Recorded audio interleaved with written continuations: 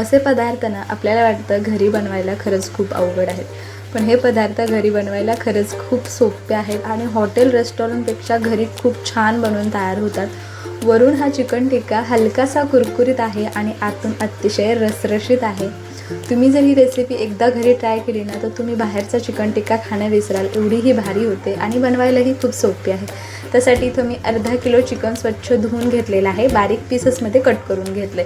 आता काय करायचं ना, चिकन साईडला ठेवलेलं आहे आणि त्यानंतर एका ताटामध्ये 2 चमचे तेल गरम करून घेतले। त्यानंतर 1 चमचा लाल तिखट, 1 चमचा धना पावडर, पाव चमचा हळद, त्यानंतर थोडासा कांदा लसूण मसाला यामध्ये घातलेला आहे आणि अर्धा चमचा चिकन मसाला घातला। अगदी थोडासा गरम मसाला, चवीनुसार मीठ घालायचं। आता हे सगळे मसाले ना तेलामध्ये छान असे एकजीव करायचे। बरं मंडळी, आमच्याकडे खूप जास्त पाऊस चालू आहे त्यामुळे आवाजाचा थोडासा इश्यू आहे, थोडंसं ॲडजस्ट करा। बरं, तुम्ही जर आपल्या चॅनलवर आज पहिल्यांदा आला असेल तर चॅनलला देखील सबस्क्राईब करा। आता इथं मी 3 चमचे दही ना असं चाळणीमध्ये ठेवलं होतं।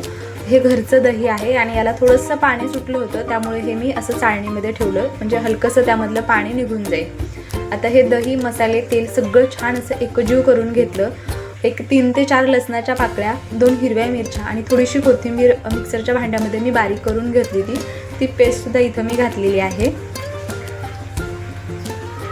तुम्ही नुसती आलं लसणाची पेस्ट घातली तरीसुद्धा चालणार आहे, पण चिकन टिक्का हलकासा असा तिखट असला की चवीला छान लागतो। माझ्या मुलाला थोडंसं तिखट आवडतं, त्या अंदाजाने इथं मी बनवत आहे।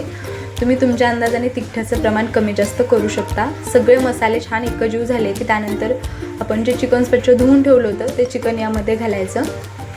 आता हे सगळं छान असं एकजीव करून, जर तुमच्याकडे वेळ असेल तर एखाद्या तासासाठी तुम्ही जर मॅरिनेट करून साईडला फ्रीजमध्ये ठेवलं तरीसुद्धा चालणार आहे, पण इथे माझ्याकडे आज वेळ नव्हता त्यामुळे अगदी 10 ते 15 मिनटामध्येच हे मी बनवायला घेतलेलं आहे, तरी देखील चव खूप छान येते।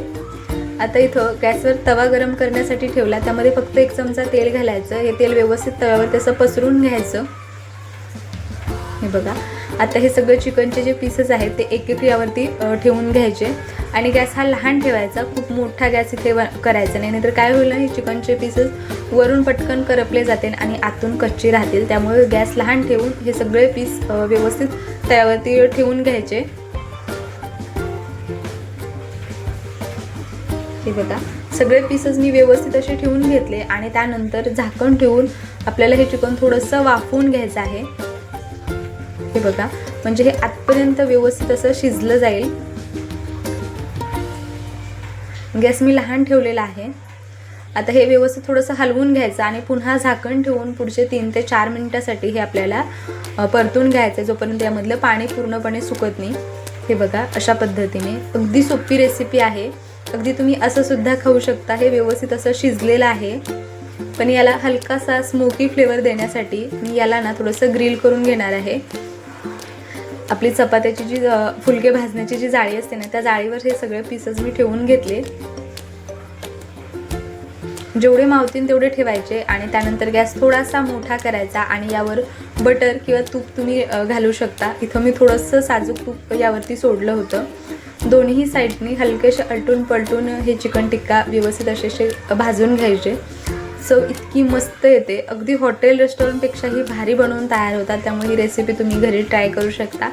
यावर हलकंसं तूप सोडल्यामुळे ना हे वरून मस्त असे स्मोकी कुरकुरीत होतात आणि आतून मस्त असे रसरशी ज्युसी हे चिकन टिक्का बनवून तयार होतात। यासोबत खाण्यासाठी मस्त हिरवी चटणी देखील मी बनवली होती। याच पद्धतीने उरलेले जे चिकनचे पीसेस आहेत ते देखील मी 1-2 मिनिटासाठी ग्रिल करून घेतले, म्हणजेच भाजून घेतले।